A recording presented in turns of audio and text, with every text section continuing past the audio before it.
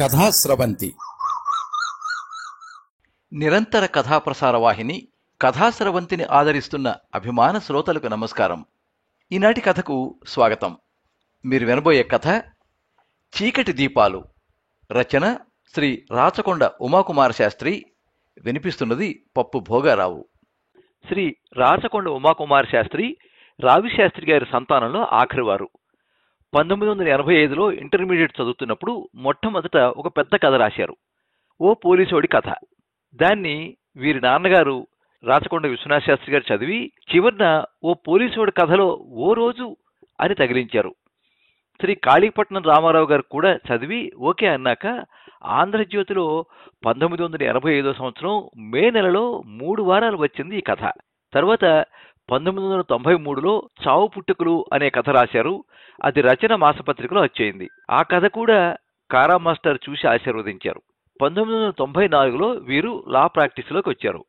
వీరి కథ అర్హత అనర్హత 1997 సంవత్సరంలో రాశారు. ఈ కథను కారా మాస్టర్ చదివాక కొన్ని సూచనలు చేశారు. చివరిలో ఆచరణలో అని వారు కలపమని చెప్పారు. ఇంకా వారిలా అంటారు, కథకి పెట్టిన పేరు కథా వస్తువుని అంశాన్ని ముందుగానే తెలిసిపోయేటట్టు చేయకూడదు అని చెప్పేవారు. వీరు రాసిన చీకటి దీపాలు కథ కారా మాస్టర్ చదివి నువ్వు రాసే కథలకి నువ్వే జడ్జి కావాలి అని చెప్పారట. కొన్ని సూచనలు చేశారట. ఇది 2005లో ప్రచురితమైంది. చీకటి దీపాలు కథ వచ్చిన తర్వాత 2014 సంవత్సరంలో కాల్మనీ కేసులుగా ప్రైవేట్ ఫైనాన్షియర్స్ చేసే దుర్మార్గాలపై బాధితులు కేసులు పెట్టారు. గవర్నమెంట్ చాలా సీరియస్గా చర్యలు తీసుకుంది అప్పట్లో.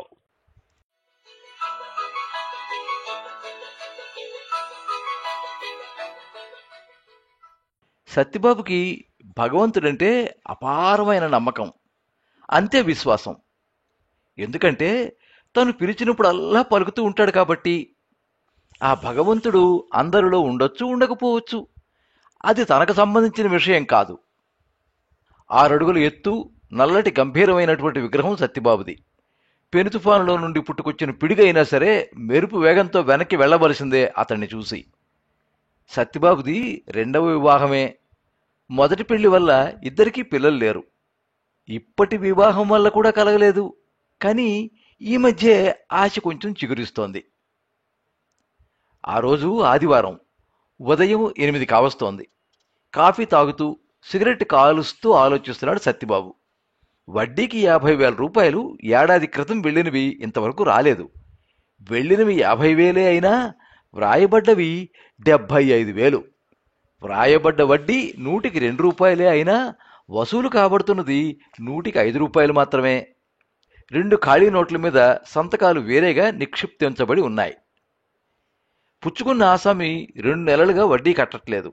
ఏమీ పట్టనట్లు దాటేస్తున్నట్టు అనిపిస్తోంది సత్యబాబుకి.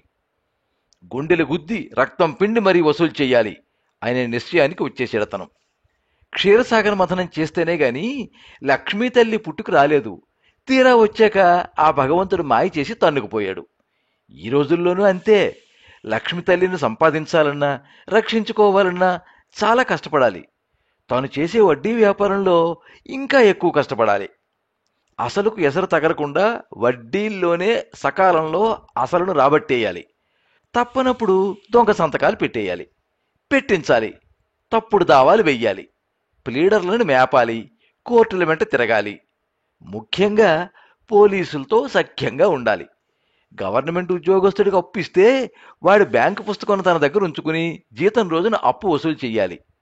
రిటైర్ అయిన వాడైతే వాడి పింఛను పుస్తకం వశపరుచుకుని గుప్పెట్లో పెట్టుకోవాలి. వారి కుటుంబ సభ్యులు తిట్లు తినాలి, శాపాలు భరించాలి, ఉసుర్లు పోసుకోవాలి.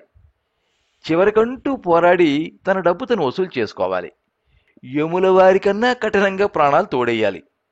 ఇంత కష్టపడితే చివరికి మిగిలేది ఫైనాన్సోళ్ళు రాక్షసులు అప్పనంగా సంపాదిస్తారు అనే నింద. అయినా మంచి చెడ్డలకు భయపడుతూ నీతి నియమాలకు కట్టుబడితే ఈ ఫీల్డ్లో నిలబడలేరు. పుచ్చుకున్నవాడు భగవంతుడని తెలిసినా కుబేరుడు వడ్డీ వసూలు చేయడం మానలేదు. పుచ్చుకున్న పాపంకి భగవంతుడు కట్టడం మానలేదు. మానవ మాత్రలో మనమేపాటి అనుకుంటాడు సత్యబాబు. బంగారం మీద, ఇంటి కాగితాల మీద, డైలీ ఫైనాన్సు, ఇంకా ప్రోనోట్ల మీద మొత్తం కలిసి సుమారు 3 కోట్ల వరకు మార్కెట్లో డబ్బు తిప్పుతున్నాడు అతను. టర్నోవర్లో 1% దేవుడి హుండీలో ప్రతి ఏటా వేస్తాడు.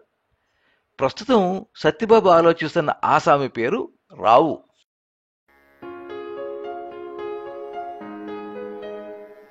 అతని పేరు రావు, కానీ అతన్ని అందరూ కుచేలరావు అని పిలుస్తారు. కుచేలుడికి అటుకులు సహాయపడినట్లు కుచేలరావుకి రెవెన్యూ స్టాంపులు సహాయపడుతుంటాయి. కానీ ఆదుకోవడానికి వచ్చినవాడు శ్రీకృష్ణుడి రూపంలో మాత్రం రావట్లేదు. ఒక ప్రైవేట్ కంపెనీలో చిన్న ఉద్యోగం, భార్య, 2 ఆడపిల్లలతో చాలీచాలని జీతంతో జీవన భారాన్ని నడుపుకొస్తున్నాడు. పనికి రాక మూలపడిన కర్ర సంచిలా ఉంటాడతను. చెడుపు తగిలిన చెట్టులా ఎండిపోయి ఉంటుంది అతని భార్య. మురికి పట్టిన ముత్యాల్లా ఉంటారు వారి పిల్లలు. తాతల నాటి ఆస్తిగా మిగిలిన పెంకుటింటిలో కూర్చుని ఉన్నాడు కుచేలరావు. అతని భార్య కాంచన మడిగట్టుకుని బ్రాహ్మలకు వడ్డన చేస్తోంది. ఆ రోజు ఆదివారం, కుచేలరావు తల్లి తద్దినం. మధ్యాహ్నం 2 కావస్తోంది. తిథి కొంచెం ఆలస్యంగా తగిలింది. అందువల్ల భోజనాలు ఆలస్యం అయ్యాయి. శ్రద్ధతో చేస్తున్నప్పటికీ కుచేలరావు ఆలోచనలు తీర్చవలసిన బాకీల చుట్టూ, మోయవలసిన బాధ్యతల చుట్టూ పరిభ్రమిస్తున్నాయి. కొందరిని అదృష్టం వరిస్తుంది. అన్ని అదృష్టాల్లోకి డబ్బుతో ముడిపడిన అదృష్టమే ప్రధాన పాత్ర వహిస్తుంది. అదే లక్ష్మి తల్లి అనుగ్రహం. అనుగ్రహం ఉన్నప్పటికీ అదృష్టం లేనివాడు కుచేలరావు. తన జీవితంలో లక్ష్మి తల్లి పచ్చనోటి మీద ఎర్ర స్టాంపు ద్వారా తప్ప మరో మార్గంలో అనుగ్రహించలేదు. అలా అనుగ్రహించిన లక్ష్మి తిరిగి వెళ్ళిపోయేదే గాని స్థిరాసనం వేసి కూర్చునేది ఎంతమాత్రం కాదు. తన తల్లి క్యాన్సర్ చికిత్స కోసం చాలా డబ్బు ఖర్చు పెట్టవలసి వచ్చింది కుచేలరావుకి. అందుకోసం అతను చాలా చోట్ల అప్పులు చేశాడు. ఒక బాధ్యత గల కొడుకుగా తన తల్లికి వైద్య సేవలు అందించి కొంత రుణం తీర్చుకోగలిగాడు. కానీ నయం లేని క్యాన్సర్తో తన తల్లి చనిపోయింది. తను చేసిన రుణం మాత్రం మిగిలిపోయింది.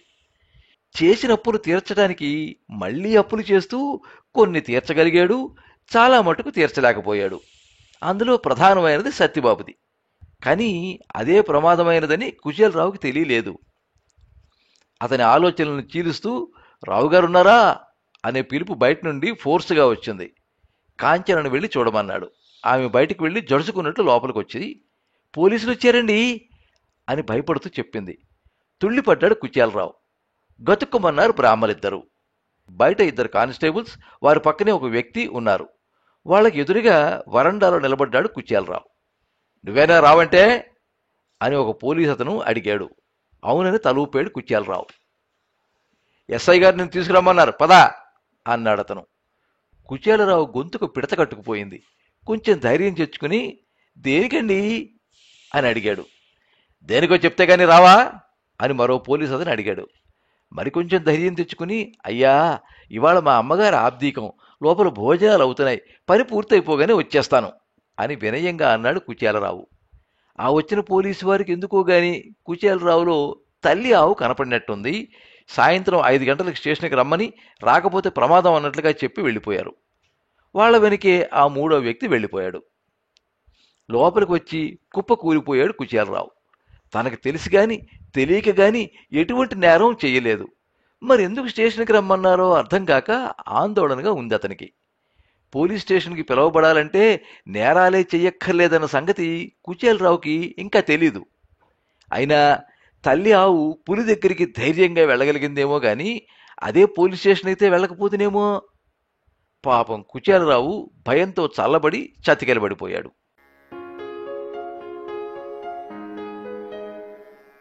సాయంత్రం 5 గంటలవుతోంది.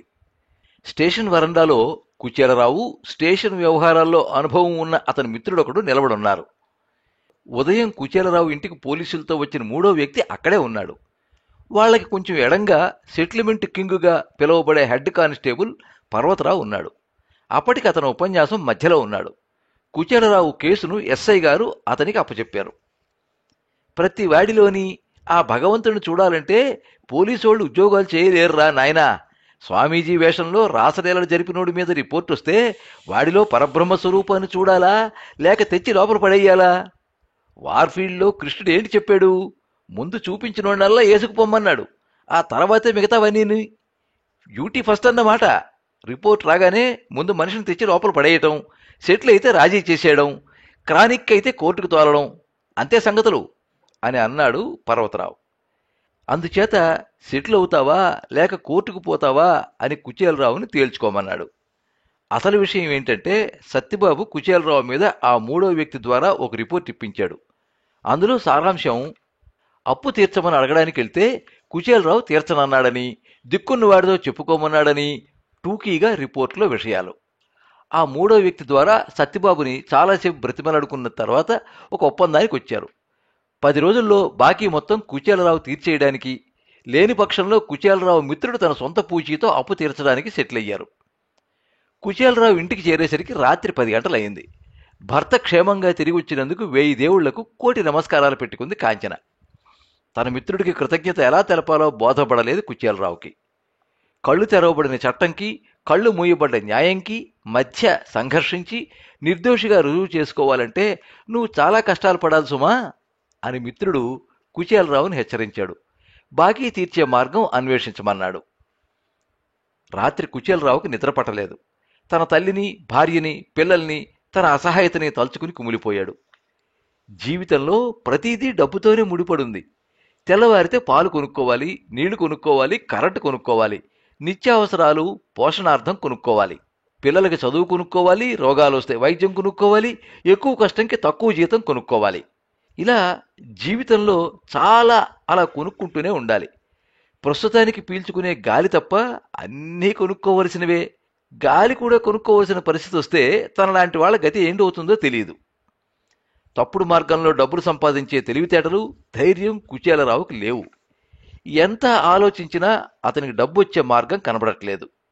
కళ్ల ముందు జైలు, సత్యబాబే కనిపిస్తున్నారు. తనలో ఉప్పుని ఎలా తగ్గించుకోవాలా అని సముద్రుడు ఆలోచిస్తున్నట్లు ఆలోచిస్తున్నాడు కుచేలరావు.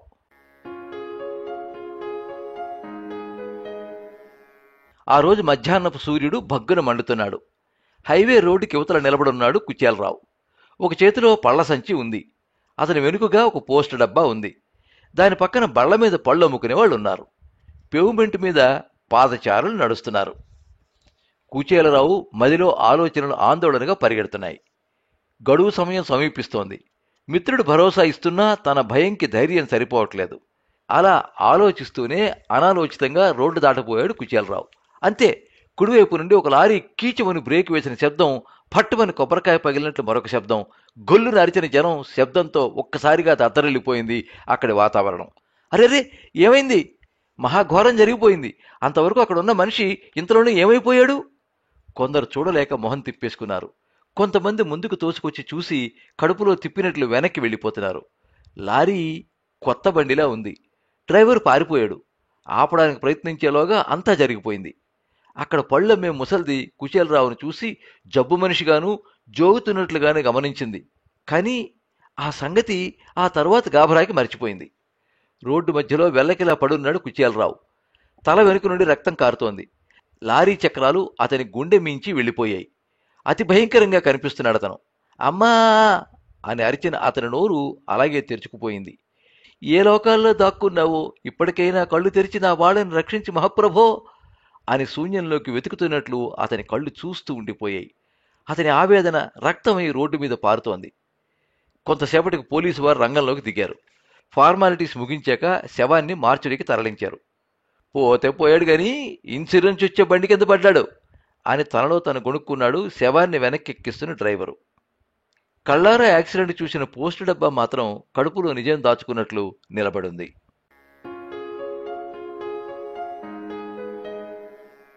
సత్యబాబుకి తను తండ్రి కాబోతున్నాడన్న విషయం తెలిసి చాలా సంతోషంగా ఉన్నాడు. ఇన్నాళ్లకి భగవంతుడు కరుణించాడు. కానీ అటువంటి సమయంలో కుచేలరావు మరణ వార్త విని ఆశ్చర్యపోయాడు. చేసిన ప్రయత్నం కొంతవరకు వృధా అయినందుకు చిరాకు పడ్డాడు. కానీ అంతలోనే అతను ఎందుకు భయపడ్డాడు. రావలసిన డబ్బు కోసం చిన్న ట్రీట్మెంట్ ఇచ్చాడు తను. లేకపోతే వెధవలు లొంగరు. అందువల్ల గానీ ఇలా జరిగిందా అని అతనికి అనిపించింది. చాలా డిస్టర్బ్ అయ్యాడు. అంతా అపశకనంగానూ అసందర్భంగానూ తోచింది. ఆ చావు కీడు తన పుట్టబోయే బిడ్డకు తగులుతుందేమోనని భయపడ్డాడు. అందుమీదట అతను భగవంతుడికి ఇష్టలైన భక్తులందరిలోనూ దూరి రక్షించమని 1000 విధాలు ప్రార్థించాడు. కొంతసేపటికి అతని నరాల్లో 1000 కిలోవాట్ల దివ్యశక్తి ప్రవేశించినట్లు ఏదో స్ఫురించింది.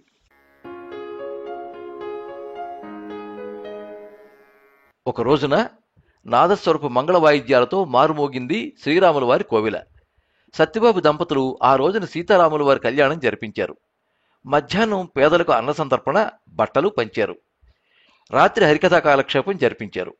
అంగరంగ వైభవంగా రాముల వారి కోవిల ఘనఘనలాడింది. సత్యబాబు హాయిగా హరికథను తిలకిస్తున్నాడు. గుడి మధ్యలో అడుగు లేక అడుగున్నర ఎత్తుగల సీతారాముల వెండి విగ్రహాలు నిలబడి ఉన్నాయి.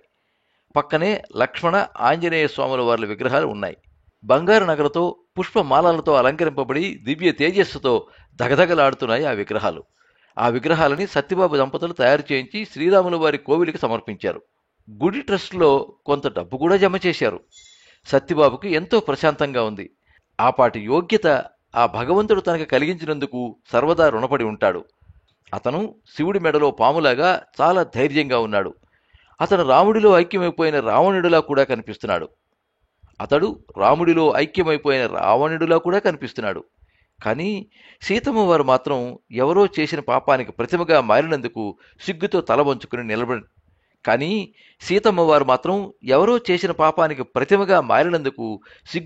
వంచుకుని నిలబడినట్లుంది.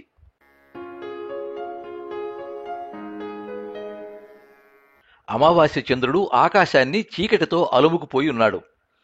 చల్లగా వీస్తున్న గాలి కుచేలరావు ఇంట్లోకి మెల్లగా భయపడుతున్నట్లు ప్రవేశిస్తోంది. కాంచన కూర్చున్న గదిలో ఒక చిన్న దీపం కుచేలరావు ఫోటో ముందు వెలుగుతోంది. ఆ మసక వెలుతురులో కాంచన కళ్ళు నిప్పు కణికల్లా మండుతున్నాయి. ఆమె చేతిలో ఒక ఉత్తరం గల కవరుంది. అప్పటికి ఆ ఉత్తరం ఎన్నిసార్లు చదివిందో ఆమెకే తెలీదు. కుచేలరావు చనిపోయిన 3వ రోజున అతని పేరు మీద ఒక కవర్ వచ్చింది. కుచేలరావు పేరు మీద ఉండటం వల్ల అది ఎవరూ ముట్టుకోలేదు. లోకల్గా పోస్టు చేసినట్లుంది ఆ కవరు. కార్యక్రమాల హడావిడిలో దాని సంగతి మర్చిపోయింది కాంచన. 12 రోజుల తర్వాత గుర్తుకొచ్చి ఆ కవర్ తీసి అందులో ఉత్తరం చదివింది. అది చదివాక ఆమె హృదయం బ్రద్దలయ్యి శోక సముద్రపు గర్భంలో వెలికి తీయలేని లోతుల్లోకి జారిపోయింది. ఆ ఉత్తరం కాంచన కోసం కుచేలరావు రాసింది. అందులోకి వెళితే, కాంచన, ఇటువంటి ఉత్తరం రాయవలసి వస్తుందని నేను ఊహించలేదు. సమాజంలో మనిషి విలువ డబ్బు మీద ఆధారపడి ఉండటం మనలాంటి వాళ్ళ దురదృష్టం. కానీ వ్యాధుల కంటే భయంకరమైనది దరిద్రం. అది అంటుకుపోతుందన్న భయంతో మన అనబడే వాళ్ళంతా మనకు దూరంగా ఉంటారు. డబ్బు లేదని తెలిస్తే మన నీడే మన వెనక రాదు. రేపు ఎలా గడుస్తుందా అని ప్రతిపూట భయపడుతూ వెళ్లదీసే బ్రతుకులు మనవి. ఉన్నవాడి శాసనానికి మనం లోబడి బతకాలి. వాటిని ఉల్లంఘించే హక్కు మనకు ఉండదు. నా జీవితంలో రోజులు ఇక మారవు అని నాకు అనిపిస్తోంది. మనల్ని ఆదుకోవాలంటే ఆ భగవంతుడికి మన పూర్వజన్మల కర్మ అడ్డొస్తుందంటాడు. బీదవాడికైనా గౌరవంగా బ్రతికే అవకాశం ఉండాలి. అది కోల్పోయే ప్రమాదం ఏర్పడకూడదని తలుస్తాను.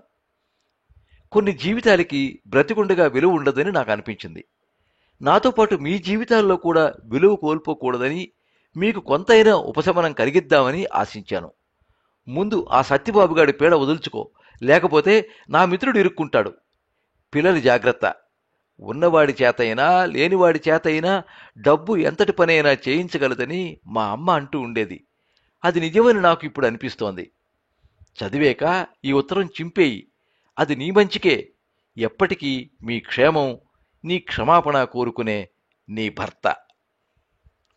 ఆ గదిలో కాంచన నిర్జీవంగా పడి ఉంది. కుచేలరావు ముందు వెలుగుతున్న దీపం నిజాన్ని భరించలేని బాధతో కుమిలి కుమిలి వెలుగుతోంది. దీపం కుచేలరావు కళ్ళలోని ఆశల వలయాన్ని చూసి జడుచుకున్నట్లు భయం భయంగా వెలుగుతోంది. ఆ దీపం దుఃఖపు చీకటి నిండిన ఆ గదిలో ఆశల జ్యోతిలా వెలగాలని విఫలంగా వెలుగుతోంది. ఆ దీపం ఆ గదిలో వెలుగు నింపలేని చోట చీకట్లు నింపుతోంది. కానీ ఏదో ఒక రోజున ఆ దీపమే కాకుండా అలాంటి దీపాలన్నీ భగ్గున మండుతూ లేస్తాయి. ప్రళయకాల రుద్రునిలా మహోజ్వల జ్వాలలుగా మారి దుర్మార్గులను, ధర్మదాంధులను దహించి వేస్తాయి. అప్పుడు దీపాలు చీకట్లు భయపడే వెలుగుల ప్రపంచాన్ని తప్పక వెలిగిస్తాయి.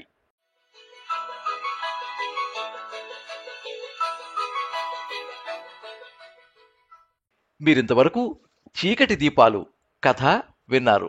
రచన శ్రీ రాచకొండ ఉమాకుమార శాస్త్రి. వినిపించినది పప్పు భోగారావు. ఈ కథ 2005 సంవత్సరం సెప్టెంబర్ 14వ తేదీ నవ్య వారపత్రికలో ప్రచురితమైంది. ఈ కథ మీద మీ అమూల్యమైన అభిప్రాయాన్ని కింద కామెంట్ బాక్స్లో రాయండి. ఈ వీడియోని లైక్ చేయండి, మీ మిత్రులందరికీ షేర్ చేయండి. ఇలాంటి మరిన్ని మంచి కథలు వినిపించడానికి ఈ ఛానల్ని సబ్స్క్రైబ్ చేసుకోండి. పక్కనే ఉండే బెల్ ఐకాన్ని క్లిక్ చేస్తే ఇలా అప్లోడ్ చేసే వీడియోల వివరాలన్నీ కూడా మీకు ఎప్పటికప్పుడు నోటిఫికేషన్ ద్వారా తెలుస్తాయి. ఎప్పుడు మీ అభిమానాన్ని కోరుకునే పప్పు భోగారావు. సర్వే జనాః సుఖినో భవంతు. కథా స్రవంతి